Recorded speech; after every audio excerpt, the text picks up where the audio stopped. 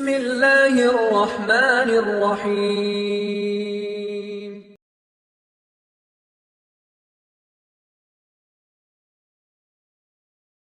காலை ஃபஜ்ருடைய நேரம். சஹாபாக்கள் எல்லோரும் ஆனந்தத்தில் அமர்ந்திருக்கிறார்கள். அல்லாஹுடைய தூதருக்கும் அந்த நிலைமை தெரியும்.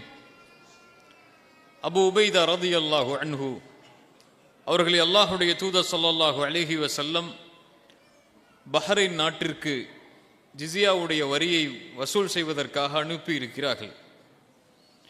அபு உபைதா ஃபஜ்ருடைய நேரத்திற்கு மதீனாவை வந்தடைகிறார் ஜிஸியாவுடைய வரியோடு என்ற செய்தி நபித்தோழர்களுக்கு கிடைத்த ஆனந்தத்தில் அல்லாஹுடைய தூதர் ஸல்லல்லாஹு அலைஹி வஸல்லம் அவர்களுடைய சபையில் எல்லோரும் ஒன்று சேர்ந்திருக்கிறார்கள்.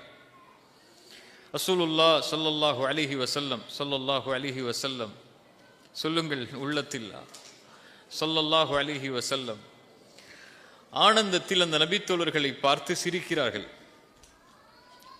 அல்லாஹுடைய தூதருடைய சிரிப்பு நபித்தோழர்களுக்கு புரிகிறது. அல்லாஹுடைய தூதர் ஸல்லல்லாஹு அலைஹி வஸல்லம் அந்த நேரத்திலே கேட்டார்கள், அபு உபைதாவுடைய வருகைதான் நீங்கள் எதிர்பார்த்து கொண்டிருப்பது அப்படித்தானே என்று. நபித்தோழர்கள் சொன்னார்கள், ஆம் அல்லாஹுடைய தூதரே, அபு உபைதாவுடைய அந்த வருகை செல்வத்தோடு அமைவதைத்தான் வருவதைத்தான் நாங்கள் எதிர்பார்த்து கொண்டிருக்கிறோம் என்று. அல்லாஹுடைய தூதர் ஸல்லல்லாஹு அலைஹி வஸல்லம் சொன்னார்கள், அந்த வருகை உங்களுக்கு நலவாக நற்செய்தியாக அமையும். ஆனால் ஒன்றை அறிந்து கொள்ளுங்கள், ஃபவல்லாஹி மல் ஃபக்ர அக்ஷா அலைக்கும், நான் உங்கள் மீது வறுமையை குறித்து பயப்படவே இல்லை. சுப்ஹானல்லாஹ், என் சமூகம் வறுமையால் அகப்படும் என்பதை குறித்தெல்லாம் நான் பயப்படவே இல்லை. நான் பயப்படுவதெல்லாம் உங்களுக்கு முன்னால் உள்ள சமூகத்திற்கு எப்படி உலகம் விரித்து காட்டப்பட்ட காரணத்தால் போட்டிகளால் பொறாமைகளால் அந்த சமூகம் அழிந்ததோ அது போன்று இந்த சமூகத்திற்கும் உலகம் விரித்து காட்டப்பட்டு உலக வாழ்வு விரித்து காட்டப்பட்டு அதனால் நீங்களும் போட்டியிட்டு அழிந்து விடுவீர்களோ என்பதை குறித்துதான் நான் பயப்படுகிறேன் என்று அல்லாஹுடைய தூதர் ஸல்லல்லாஹு அலைஹி வஸல்லம் அவர்கள் சொன்னார்கள். அல்லாஹுடைய தூதர் ஸல்லல்லாஹு அலைஹி வஸல்லம் கூறிய செய்தியை எனக்கு முன்னால் பேசிய ஷேக் அவர்களும் சுட்டி காட்டினார்கள். இறுதி காலம் வரும், உணவின் விருப்பை நோக்கி எதிரிகள் பாய்வதைப் போல், உணவின் விருப்பை நோக்கி பசித்தவன் விரைந்து செல்வதைப் போல் எதிரிகள் என் சமூகத்தை நோக்கி பாய்வார்கள். அந்த நேரத்தில் நாங்கள் குறைவான எண்ணிக்கையில் இருப்போமா? அல்லாஹுடைய தூதரே, இல்லை, நீங்கள் ஆற்றின் வெள்ளப்பெருக்கத்திலே வரக்கூடிய சருகுகளைப் போல் அல்லது வெள்ளத்திலே வரக்கூடிய சருகுகளைப் போல் நீங்கள் எண்ணிக்கையில் அதிகமாக இருப்பீர்கள். ஆனால் அல்லாஹ் ரப்புல் ஆலமீன் உங்களுடைய உள்ளத்திலிருந்து எதிரிகளுடைய பயத்தை அல்லாஹ் எடுத்து, எதிரிகளுடைய உள்ளத்திலிருந்து அல்லாஹ் ரப்புல் ஆலமீன் உங்கள் மீதுள்ள பயத்தை அல்லாஹ் எடுத்து உங்களுடைய உள்ளத்திலே அல்லாஹ் வஹுனை சாட்டி விடுவான் என்றார்கள். அல்லாஹுடைய தூதரே, வஹுன் என்றால் என்ன? ரசூலுல்லாஹி ஸல்லல்லாஹு அலைஹி வஸல்லம் சொன்னார்கள், ஹுப்புத் துன்யா வ கராஹியத்துல் மௌத், உலக ஆசை பெருகும், மரணத்தை நீங்கள் வெறுக்க ஆரம்பித்து விடுவீர்கள் என்று அல்லாஹுடைய தூதர் ஸல்லல்லாஹு அலைஹி வஸல்லம் சொன்னார்கள். அல்லாஹுடைய தூதர் ஸல்லல்லாஹு அலைஹி வஸல்லம் சொன்னார்கள், இதற்கு முன்னால் அனுப்பப்பட்ட எந்த ஒரு நபியும் அவர் தான் அறிந்த செய்திகளை, அல்லாஹ்வின் புறத்திலிருந்து நான் அறிந்த நலவான செய்திகளை குறித்தும் எச்சரிக்கையின் செய்திகளை குறித்தும் தீய செய்திகளை குறித்தும் அவர் அந்த சமூகத்திற்கு அறிவுரை செய்யாமல் இருந்ததில்லை. அல்லாஹ் ரப்புல் ஆலமீன் இந்த சமூகத்துடைய ஆஃபியத்தை, நலவை அல்லாஹ் இதனுடைய முதல் பருவத்தில் தான் அல்லாஹ் வைத்திருக்கிறான். இதனுடைய பின்னால் பருவங்கள் அனைத்தும் வ இன்ன ஆகிருஹும் யுஸீபுஹும் பலாஉன் வ உமூருன் துன்கிரூனஹா, இதனுடைய பின்னால் காலம் சோதனைகளால் சிரமங்களால் நிரம்பி இருக்கும். அல்லாஹ் எம்மை பாதுகாக்கட்டும். சோதனைகளாலும் சிரமங்களாலும் நிரம்பி இருக்கும். நீங்கள் வெறுக்கக்கூடிய, நபித்தோழர்களை சுட்டிக்காட்டி சொன்னார்கள், நீங்கள் வெறுக்கக்கூடிய காரியங்கள் ஏற்படும். ஒரு சோதனை வரும், அப்போது இருக்கக்கூடிய மக்கள் சொல்லுவார்கள், இதுதான் எங்களை அழிக்கக்கூடிய சோதனை என்று. அதை தொடர்ந்து இன்னொரு சோதனை வரும், அது மேலுள்ள சோதனையை எளிதாக்கிவிடும். அதற்கு பிறகு சோதனை வரும். மனிதன் சொல்லுவான், இதுதான் என்னை அழிக்கக்கூடியது, இதுதான் என்னை அழிக்கக்கூடியது. அதற்கு பிறகு சோதனை வரும் என்று அல்லாஹ்வுடைய தூதர் ஸல்லல்லாஹு அலைஹி வஸல்லம் கூறிவிட்டு சொன்னார்கள், யார் ஒருவர் இதிலிருந்து பாதுகாக்கப்பட்டு நரக விடுதலையை அடைய வேண்டும் என்று ஆசைப்பட்டு சொர்க்கத்தில் நுழைய வேண்டும் என்று ஆசைப்படுகிறாரோ அவர் மரணமாகட்டும் ஈமானை சுமந்த நிலையில் ஈமானை சுமந்த நிலையிலேயே அவருடைய மரணம் வரட்டும். அவர் இந்த சோதனைகளில் இருந்தெல்லாம் பாதுகாக்கப்பட்டு சொர்க்கம் நுழைந்து நரகத்திலிருந்து தன்னை பாதுகாத்துக் கொள்ள வேண்டும் என்றால் என்று அல்லாஹ்வுடைய தூதர் ஸல்லல்லாஹு அலைஹி வஸல்லம் அவர்கள் சொன்னார்கள். இந்த சோதனைகள் இன்னும் அல்லாஹ்வுடைய தூதர் ஸல்லல்லாஹு அலைஹி வஸல்லம் எச்சரிக்கைகளாக கூறிய அத்துணை சோதனைகளும் மறுமை நாள் நெருங்கும். அப்போது இந்த தீனை பின்பற்றுவது கையில் நெருப்பை வைத்திருப்பது போல் மாறும். அல்லாஹ்வுடைய தூதர் ஸல்லல்லாஹு அலைஹி வஸல்லம் சொன்னார்கள், துஆத்துன் அலா அபுவாபி ஜஹன்னம், நரகத்தின் வாசலில் இருந்து கொண்டு அழைப்பாளர்கள் அழைத்துக் கொண்டிருப்பார்கள். உங்களுடைய தோலை கொண்டு வருவார்கள், உங்களுடைய நாவுகளை கொண்டு பேசுவார்கள். அந்த நேரத்தில் முஸ்லிம்களுடைய ஜமாஅத்தை நீங்கள் ஒன்று சேர்ந்திருங்கள். அல்லாஹ்வுடைய தூதரே, அந்த நேரத்திலே முஸ்லிம்களுடைய ஜமாஅத்தும் இல்லை, எந்த ஒரு ஒன்றுபடுவதற்குரிய காரணிகளும் இல்லை என்றால் என்ன செய்வது? அல்லாஹ்வுடைய தூதர் ஸல்லல்லாஹு அலைஹி வஸல்லம் சொன்னார்கள், மரத்தின் வேரை பற்றி பிடித்துக் கொண்டு மரணிப்பது மேல் நீங்கள் அந்த ஜமாஅத்தை புறக்கணித்து வாழ்வது என்று அல்லாஹ்வுடைய தூதர் ஸல்லல்லாஹு அலைஹி வஸல்லம் சொன்னார்கள். இப்படி அல்லாஹ்வுடைய தூதர் கூறிய அத்துணை நபிமொழிகளும் ரசூலுல்லாஹி ஸல்லல்லாஹு அலைஹி வஸல்லம் சொன்னார்கள், மறுமை நாள் நெருங்கும் போது அல்லாஹ் இல்மை உயர்த்தி விடுவான். அதைவிட ஒரு பெரிய முசீபா இந்த சமூகத்திலே கிடையாது. அல்லாஹ் மார்க்கத்துடைய கல்வியை அகற்றுவதை விட என்ன முசீபத் இருக்க முடியும்? அல்லாஹ்வுடைய மார்க்கத்துடைய கல்வி என்றால் என்ன? என் அன்பிற்குரியவர்களே, அல்லாஹ்வுடைய மார்க்கத்துடைய கல்வி என்றால் என்ன? என்ன அது? குர்ஆன் அது, அல்லாஹ்வுடைய வஹி அது, அல்லாஹ்வுடைய கலாம் அது. எந்த ஒரு கலாம் முஃமின்களுடைய உள்ளத்தை நடுங்க வைக்குமோ, இன்னமல் முஃமினூன அல்லதீன இதா ذுகிரல்லாஹு வஜிலத் குலூபுஹும் வ இதா துலியத் அலைஹிம் ஆயாத்துஹு زادتهم ஈமானா وعلى الله وعلى ربهم يتوكلون الذين يقيمون الصلاة ومما رزقناهم ينفقون أولئك هم المؤمنون حقا. அல்லாஹ் சொல்கிறான், உலாயிக ஹுமுல் முஃமினூன ஹக்கா. ஈமான் கொண்டவர்கள் யார்? அல்லாஹ்வை நம்பிக்கை கொண்டவர்கள் யார்? அல்லாஹ்வுடைய தூதரை நம்பிக்கை கொண்டவர்கள் யார்? அல்லாஹ் என்ற பெயர் உச்சரிக்கப்பட்டால் அவர்களுடைய உள்ளம் அஞ்சி நடுங்கும். அல்லாஹ்வை நினைத்து அல்லாஹ்வுடைய குர்ஆனுடைய வசனங்கள் ஓதி காமிக்கப்பட்டால், குர்ஆன் ஓதி காமிக்கப்பட்டால் அவர்களுடைய ஈமான் அதிகரிக்கும். எங்கே நடுங்கியது? எங்கே ஈமான் அதிகரித்தது? எத்தனை மணி நேரம் அந்த ஈமான் அதிகரித்த நிலையில் நாம் இருக்க போகிறோம்?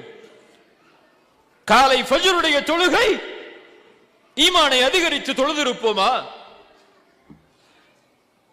காலை அடுத்தடுத்த தொழுகைகள் ஈமானை அதிகரித்து தொழுதிருப்போமா? இத்துணை சோதனைகளாலும் தாக்கப்படுகிறோம். அல்லாஹ்வுடைய தூதர் கூறிய அத்துணை சிரமங்களும் இந்த சமூகத்தை முழுவதும் ஆட்படுத்துகிறது. என் சமூகம் சோதிக்கப்படும், சிரமத்திற்கு உள்ளாகும், இறுதி சமூகம் சிதைக்கப்படும்.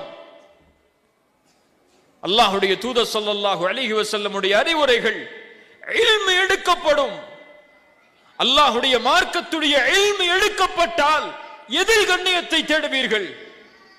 யாரில் கண்ணியத்தை தேடுவீர்கள்? எந்த ஈமானை சுமந்து கண்ணியத்தை தேடுவதற்குரிய பாதையை அமைத்துக் கொள்ள முடியும்? இன்று அந்த இல்ம் இந்த சமூகத்தில் இல்லாத காரணத்தால் தான் குர்ஆன் சுன்னா அது மதிக்கப்பட வேண்டிய முறையில் மதிக்கப்படாத காரணத்தால் தான் இத்துணை முசீபத்துகளும் இந்த சமூகத்திற்கு. ரசூலுல்லாஹி ஸல்லல்லாஹு அலைஹி வஸல்லம் சொன்னார்கள், அல்லாஹ் இல்மை உயர்த்துவான், மார்க்கத்தை சுமக்கக்கூடிய அறிஞர்களுடைய உயிர்களை கைப்பற்றுவதன் மூலமாக. சாதாரண ஹதீஸா இது? சாதாரண நபி மொழியா இது? தெரியுமா உங்களுக்கு எல்லாம் இந்த சமூகத்துடைய பெரிய முசீபத் எதிர்காலத்தில் அடுத்த தலைமுறைக்கு குர்ஆன் சுன்னாவை சொல்லக்கூடிய அறிஞர்கள் இல்லை. குர்ஆனை சுமக்கக்கூடிய ஹாஃபிதுகள் இல்லை.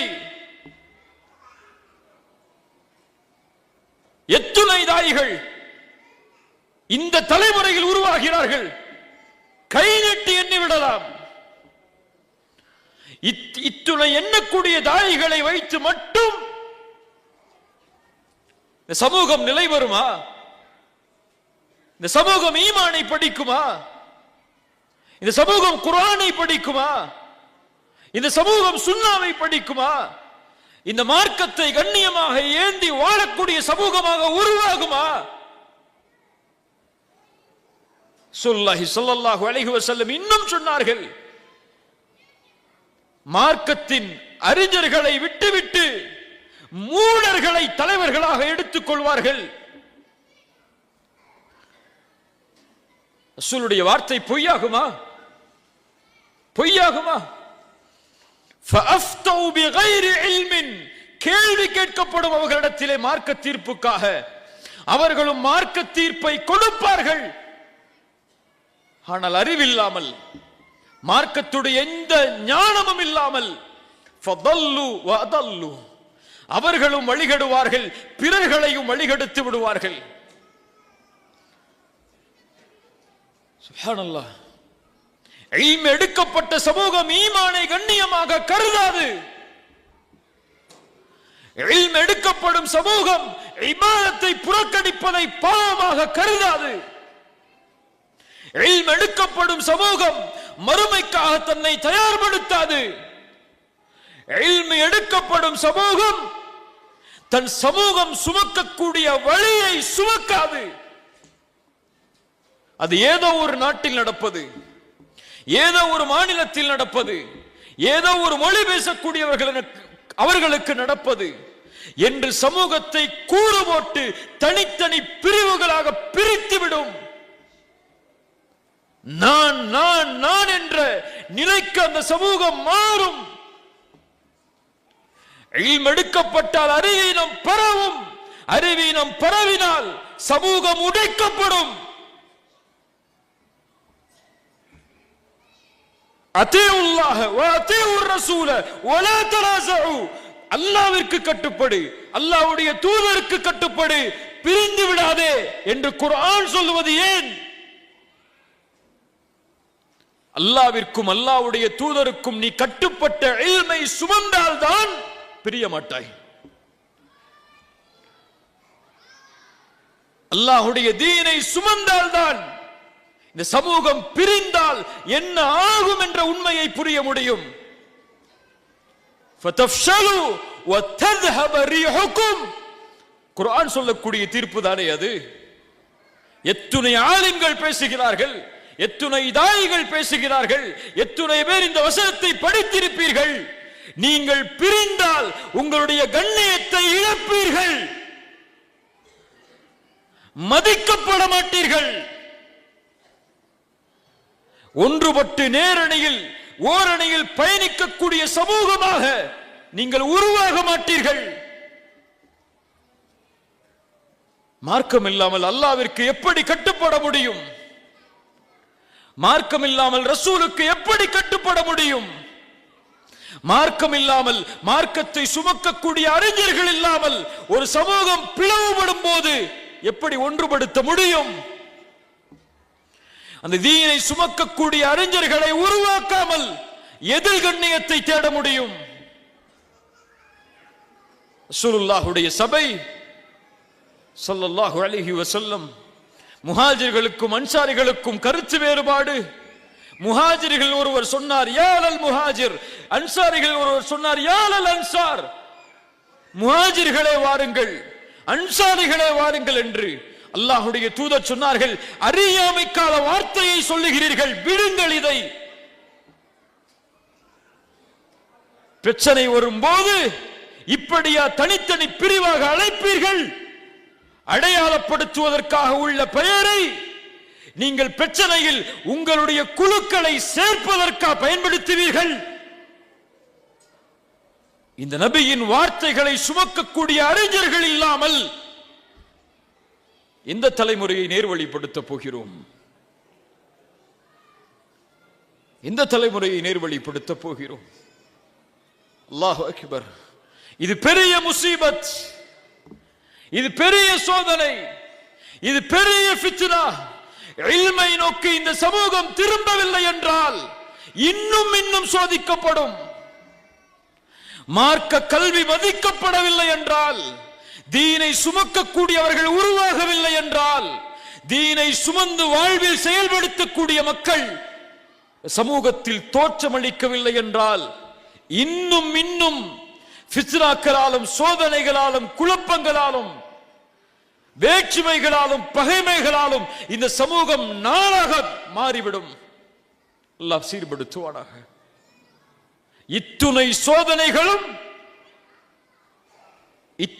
சோதனைகளில் இருந்தும் இந்த சமூகம் மீட்டெடுக்கப்பட வேண்டும் என்றால் இது ஒரு தனி மனிதனால் முடியாது, ஒரு தனி அறிஞரால் முடியாது, ஒரு தனி அழைப்பாளரால் முடியாது, ஒரு தனி குழுவால் முடியாது.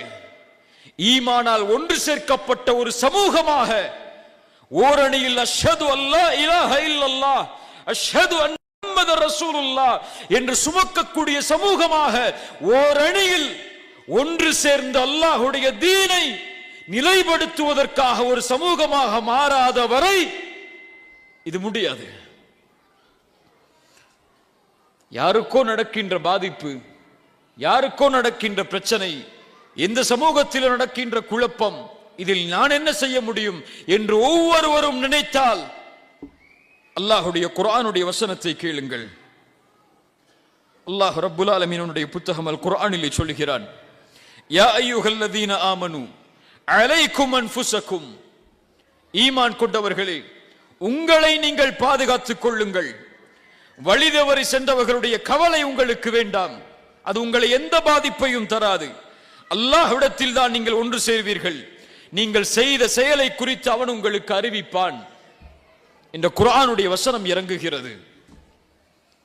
ஒவ்வொருவரும் ஃபித்னாக்களால் குழப்பங்களால் அபூபக்கர் சித்திக் ரலியல்லாஹு அன்ஹு அவர்களுடைய காலத்தில் சூழப்பட்டு அவரவர்களுடைய பிரச்சனை என்று அவர்களை விடும்போது இந்த வசனத்தை ஆதாரமாக காட்டக்கூடிய சூழல் ஏற்படுகிறது.